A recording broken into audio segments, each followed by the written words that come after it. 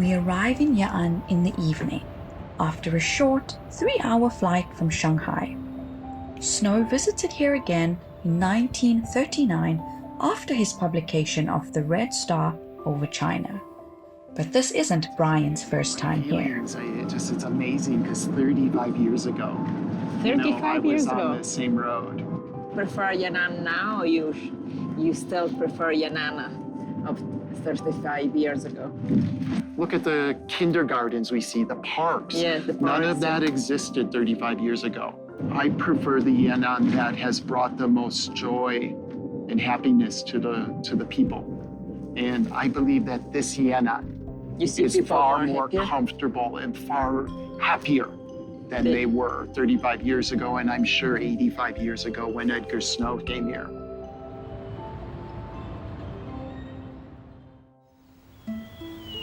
The next morning, we head out to find traces from the time of Edgar Snow's visit. While it took us just a few hours to get here, it took the communists in the mid-1930s much longer.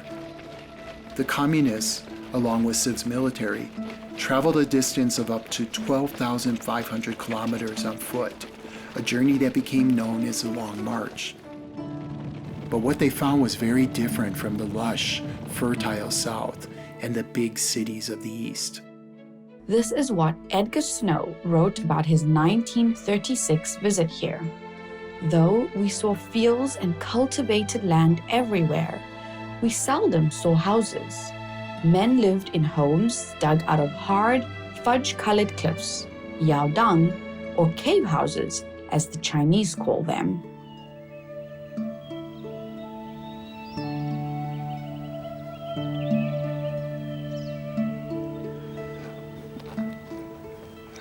Wow, Maria, look at these two. Just imagine, after years of oppression in southern China, the Red Army decides to leave that area and come to a barren land like this where the people live in caves. Nothing. I mean, look at it all over. Amazing, eh? When I look out here, I can really feel how hard it was. Just think 80 years ago. Nowadays, the caves are mostly used for storage and as animal pens.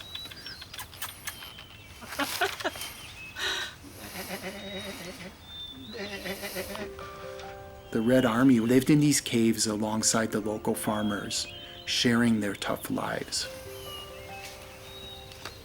We're heading down to find out just what these barren hills would have provided.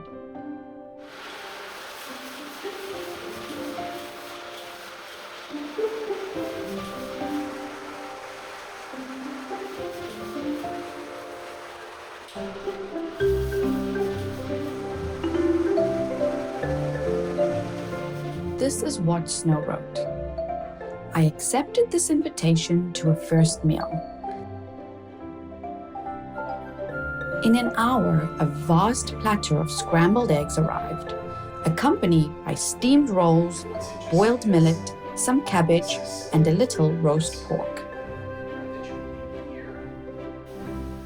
You can take these to go. Put them in your pockets.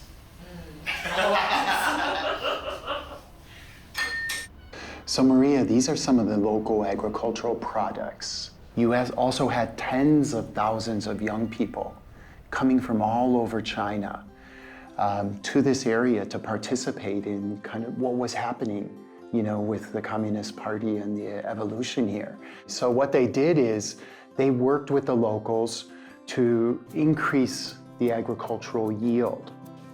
That's nice, you know, because I'm sure that they really help them to improve themselves, you know, their products. And you know, when you arrive here, you can see that the area is an area that doesn't offer too much. So to come here, to choose to stay in this place, to help those people, and you know, to grow their ideals, but to grow even the production, you know, their way of living is nice.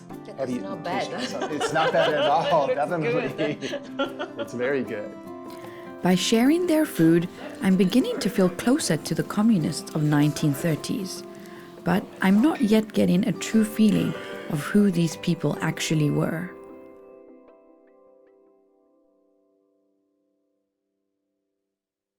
The area around Yan'an is filled with locations that reflect the early days of the Chinese Communist Party. In fact, the local mayor has claimed there are as many as 445 revolutionary sites here. This is not surprising since Yan'an was the headquarters for the party for over a dozen years. Some of the sites can be quite moving, such as this one, in a square by an old city gate. Incredible, all these people. Where are they coming from?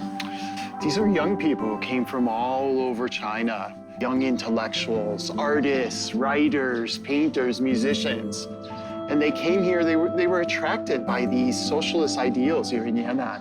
They wanted to participate in the war against the Japanese.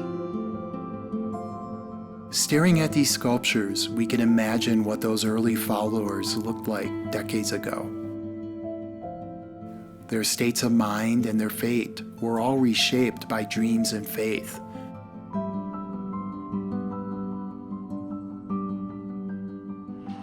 Wow, those two are Foreigners, huh? Yeah. 老外，两个老外。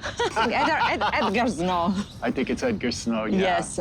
And I like the idea that there is a woman leading the group. We're still fighting for gender Yeah. equality. Give me 5. I love that. This Get is a good. picture. Yeah. Cool. Edgar mentioned in his book that he felt in the people he met and interviewed a kind of special spirit which could be felt easily, as he said, just by a faithful record without any processing. He interviewed civilians, soldiers, writers, artists, and military officers, including Mao Zedong. He spent time with Mao in Yan'an's Bawan County in those days. Chairman Mao lived here from 1938 to 1943 in this cave. As you can see, it's quite popular. Of course, So let's go check out one of his rooms. So here we are, Chairman Mao's cave. This is where he lived. Chairman Mao was very prolific. He wrote some very important studies, and I think here you can see some examples of those. He loved to read, and over here was his bookcase. And here you see examples of some of China's most important and most famous early novels. Mao read his favorite books here, and he also encouraged his followers to pursue education. The Red Army even founded a university of its own in the caves. Mao was definitely a voracious reader, and you can see how it impacted his ideas. Edgar Snow, he interviewed now in Yan'an's Bawan County.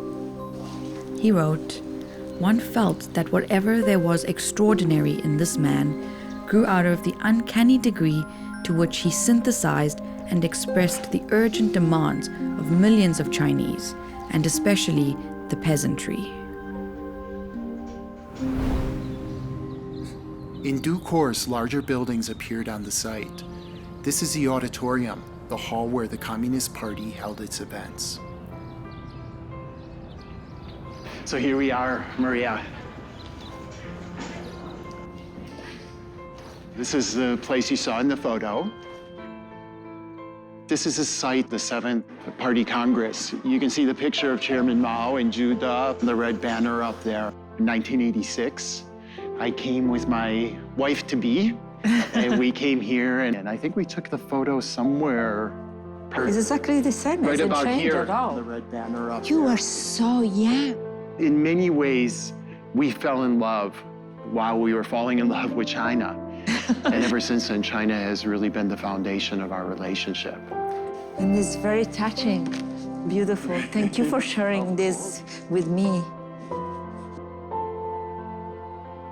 Brian has one last stop before we leave Yan'an, a place he says should help me understand those ideals that brought the Communist Party to this part of China. So we are here. This is where Chairman Mao, in 1944, first coined the term, serve the people. And it was at the funeral of this young soldier, Zhang Side, we see up in front. Zhang Side had served the people throughout his life. And Chairman Mao said his death was weightier than Mount Tai. The essence of serve the people had been reflected ever since the foundation of the CPC and was described in Red Star over China. With this belief as their foundation, the CPC won the support from the people and succeeded in the anti-Japanese war and the ensuing War of Liberation.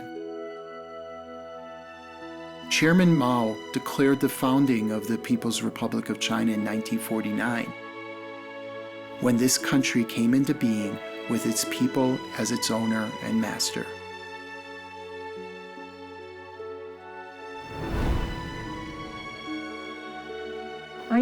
To serve the people is what all governments say when they are elected. How is CPC different? I think since 1944, Of the CPC. adopted this idea, serve the people, as a core principle. And as we go deeper into the countryside, I think you'll be able to discover how the party is still improving people's lives.